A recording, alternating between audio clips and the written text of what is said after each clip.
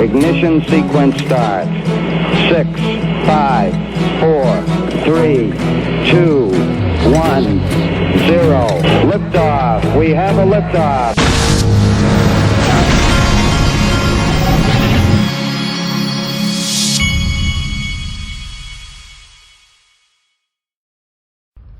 Hey everybody, this is the Digital Asset Investor, and my son, my 10-year-old, made me go get him some Chick-fil-A this morning. And so, that and a few other things, or just it being Monday, I'm playing from behind a little bit here, but we're getting going. And we're going to start this day from coinpaprika.com with some green. Check this out. Everything is kind of sort of slowly turning green. I wanted you to see these 7-day returns. My portfolio, CELO's up the most, IOTA, Hedera, Hashgraph, VeChain, Theta, Quant, XRP. That's in order for the last 7 days.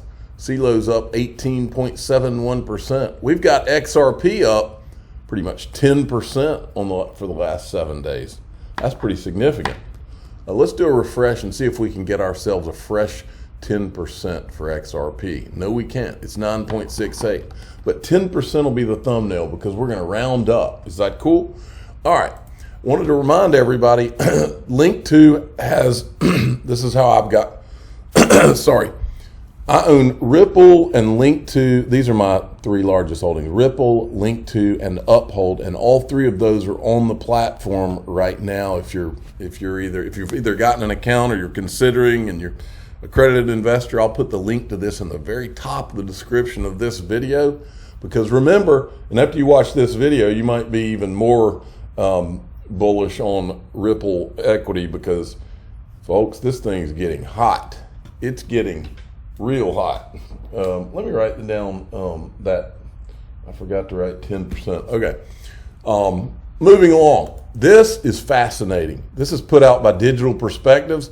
Watch this. This is, I don't know who this is, but it's somebody from Ripple.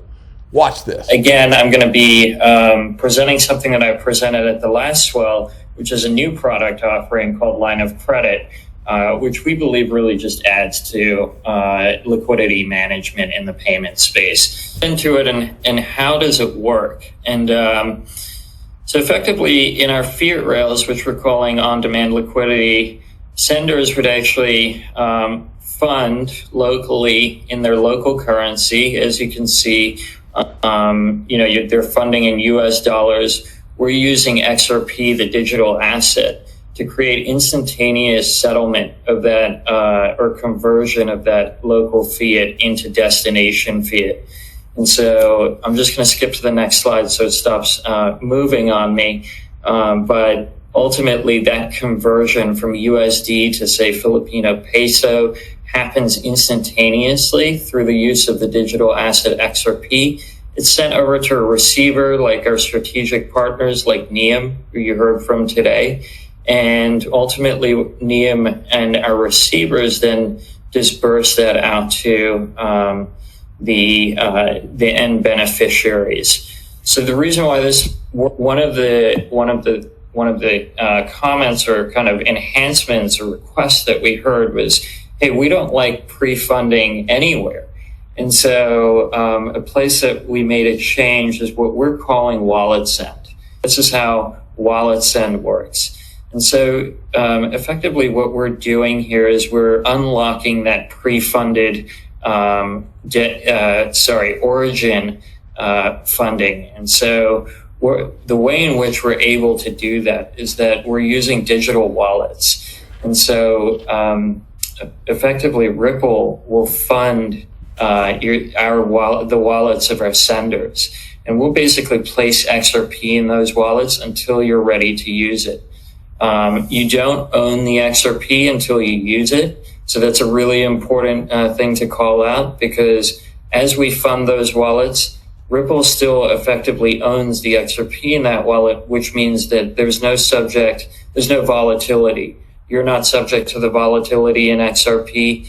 The only time that XRP is used is when a transaction moves over the network.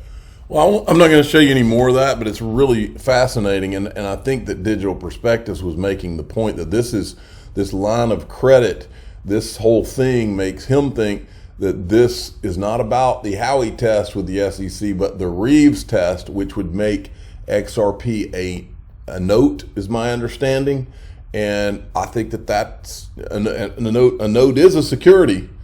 And like I've said before, there is a scenario where, and I really think this is what the SEC's objective has been all along, is to make XRP for accredited investors only. These institutions, and I don't know if holders would be grandfathered or be asked to turn it in. I don't know that scenario, but I know that there is that scenario. But we're going to get into more of that here shortly. But when I watch these videos of Ripple, what it always reminds me of, folks, if you go and you watch that show on the History Channel about the men who built America, I think it's called, if you watch that, you'll see these titans of the time, or that became titans. Rockefeller decided he was going to lay these oil pipelines across the United States. And you can imagine what the expense and the risk of doing something like that. And then I think it was Vanderbilt who did the same with railroad tracks.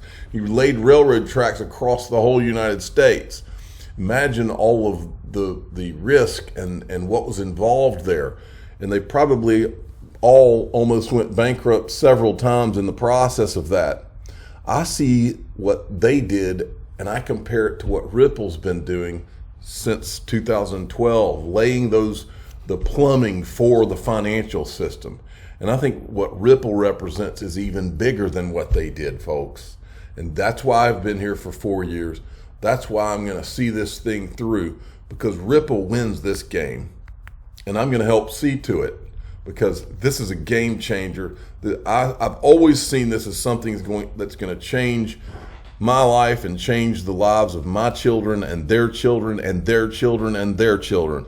And that's why I'm here. I'm in the dynasty business. I am not in the, let's watch a green candle and we'll go buy that because it's going up. That is not why I'm here. I'm in the dynasty business. I'll say it again. And I think that that's how this story ends, folks. All right, moving along. Reggie Middleton said, best video made by Ripple on Ripple versus SEC. Yes, I got the caption right. Think about it.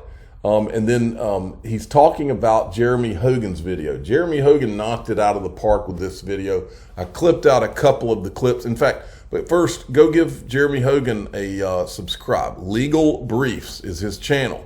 I'm a subscriber, and he's a definite subscribe. This is the first clip I wanted to show you. And remember, none of these people, Blockchain Association, Kristen Smith that runs it, Digital Chamber, Perry Ann Boring that runs it, Laura Shin, who's a podcaster for crypto, supposedly covers the industry, has not covered any of this. She's not interviewed John Deaton. CoinDesk, not interviewed John Deaton. Cointelegraph, Anthony Pompliano, none of them have wanted to talk to John Deaton. Why? Because there's way too much fact and truth there that they cannot and do not want to show you, including this. Section 4 could exempt investors in the market from registration. This is so misleading on multiple fronts. First, notice that the SEC says that Section 4 could exempt investors from registration. Well, why do they say could? Because they know this statement is not true if they get the verdict they want. I know this personally because I've been told by SEC lawyers directly that my clients who owned a digital asset could not trade the digital assets because a court had deemed them securities per se. That was spoken directly to me by the SEC for lawyers, off the record, of course. So Section 4 could exempt investors in the market from registration. So Jeremy Hogan heard it from their own mouths, okay, off the record. Now, this is my congressional whistleblower alert. Folks, not one person in Congress has even called for an investigation of the SEC and the conflicts of interest. Not one on either side of the aisle. You all ought to be ashamed of yourselves. Elections are coming, and we're going to name names. And I included all of them from the Finance Committee in this tweet. I copied them all in because they need to know that we know they've done nothing to call these people in the SEC to account. Here we go. This clip right here is everything. But B to Deaton's motion, this is an email from the SEC ethics attorney to Director Hinman, and it's pretty clear what she is saying. Quote, "The analysis is the same for Simpson as it's always been. You have a bar under criminal financial conflict with Simpson because you have an ongoing financial interest in the firm. Meeting with them while having such a conflict is not permitted. As we discussed during your briefing, even calls with them are not permitted. And the reason why it was a crime for him to meet with them was because he still had a financial interest in the firm. Actually, he had a quite large financial interest in the firm to the tune of millions of dollars. So certainly a director at the SEC would have stayed away from violating federal law, right?" This is an email from Mr. Bonney with Simpson Thatcher to Director Hinman. Quote, "Great seeing you for lunch. Thanks for making time. How about April 2 for the ad hoc group?" Close quote. Uh-oh. But I guess that meeting was prior to Mr. Hinman receiving that warning from the ethics attorney, so he probably just didn't know. I mean, the warning wasn't until January 2018, and that lunch was late 2017. Oh, shoot. Wait. This is from August 2018, 7 months after the warning. Email to William Hinman from attorney Bonney. Quote, "How's it going? Crazy busy as usual? Want to have lunch again sometime?" Close quote. And back at him from Hinman. Quote, "Sounds good. Do any Tuesday or Thursday or even Friday work?" Close quote. And I'll not bore you with anymore with the emails of rich dudes planning to meet for fancy lunches and dinners. I just hope they put as much thought into work as they do the menu at a restaurant. Suffice it to say, there were many more meetings detailed in those emails, which are now part of the court file. And so what, you might say? Well, as it turns out, Simpson Thatcher, the law firm, or Mr. Hinman was very engaged with around 2018, just so happened to be a member of the Ethereum Enterprise Alliance, the EEA. What is the EEA? Let's ask them. From their website, quote, "The EEA is a member-led industry organization whose objective is to drive the use of enterprise Ethereum and mainnet Ethereum blockchain technology as an open standard to empower all enterprises," close quote. Well, that doesn't look good. Mr. Hinman was illegally meeting with Simpson Thatcher, which was a member of an Ethereum support group, all around the time he was writing a speech which gave Ethereum a non-security designation. Well, that was probably just a coincidence. After all, the Hinman speech also declared Bitcoin a non-security, and surely Simpson Thatcher doesn't have a stake or didn't have a stake in Bitcoin or anything like that. Oh, crap. Look at this tweet from Attorney Deaton. Quote, "In 2019, while Hinman was Director of Corporation Finance, Simpson Thatcher led the IPO of Canaan, a Chinese company that sells Ethereum and Bitcoin mining hardware," close quote. Well, it looks like Simpson Thatcher did stand to benefit from a Bitcoin free pass as well. And just to stay with Deaton's tweet for another second, quote, "Hinman was being paid pursuant to his then profit-sharing arrangement while he was working at the SEC. In a financial arrangement like Hinman's, strict criminal conflict laws are in effect. 18 U.S.C. 208 prohibits you from participating personally and substantially on behalf of the federal government in any particular matter in which you have a financial interest," close quote. And there it is. So, and Congress, pay attention. If any of you in Congress are listening, this video that lays it all out will be watched over 100,000 times in the next 24 hours. I'll make that prediction right now. And so it's at 20. So far there have been 22,000 people watch this video where he lays it all out for you. It's all there. So you can either decide to man up or woman up and do your job, or you're going to get voted out, because people are sick of no accountability from our government.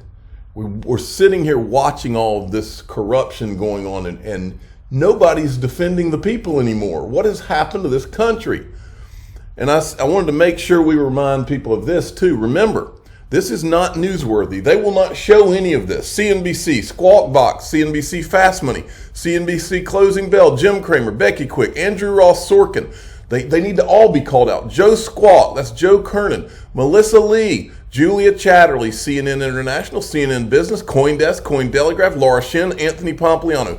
Not one of them will cover this, or they haven't covered these specifics yet. This means everything, and they haven't covered it. And everybody in this industry needs to start asking why. Why are these people not covering the truth? Why are they not showing the world what's really going on here? All right, then Tech GC. Remember, I'm not forgetting this one, because remember, Bill Hinman was on stage. I think that one of these people is with Andreessen Horowitz, who's on the timeline, folks. And this was in October of 2018. The Hinman speech was in June. He thought that, you know, when by October of June 2018, he was being patted on the back about how great he was in the speech and all that. He never thought that this would all these chickens would come home to roost.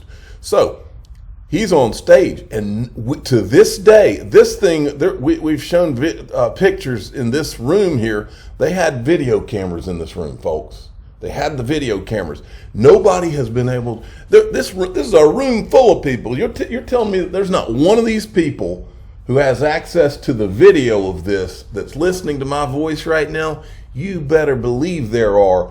We need one person to be a whistleblower. And here Library says, blow the whistle, Hester Pierce. Wouldn't that be nice? But anyway, back to this. We still haven't seen this video, and here's why I think this video might be extremely significant. John Deaton keeps saying that Bill Hinman, he thinks Bill Hinman's going to come out and he's going to say, oh, I didn't know that Simpson Thatcher was in the Enterprise Ethereum Alliance at the time, or whatever. Well, we need to see every word that this guy spoke publicly, because in this environment right here on October 26, 2018, he was doing victory laps. Oh, he was the greatest guy ever. He got the Ethereum free pass. There's no telling what he would have been willing to say on stage, thinking that all the skies were clear back then. We need to see this video. This video, by the way, we found out about this because Ripple's attorneys asked about it in court. That's how this came up. And nobody, to my knowledge, to this day has seen the video where he's on stage with someone from Andreessen Horowitz, and I don't remember what the other person was from. But anyway, I'm the digital asset investor. I'm not an investment advisor. This is for entertainment purposes only. Please subscribe, hit the like button, and ask your friends and family. Do they know anybody at this Tech GC company? This is their handle, Tech GC. We're a professional community platform driving innovation, education. Well, we want some education. I want to be educated on what William Hinman said. Is there anybody out there who can get us this video right here? It's the most hidden secret in crypto. Is this video of Hinman? I have not seen it. Nobody that I know of has seen it. We need to see it.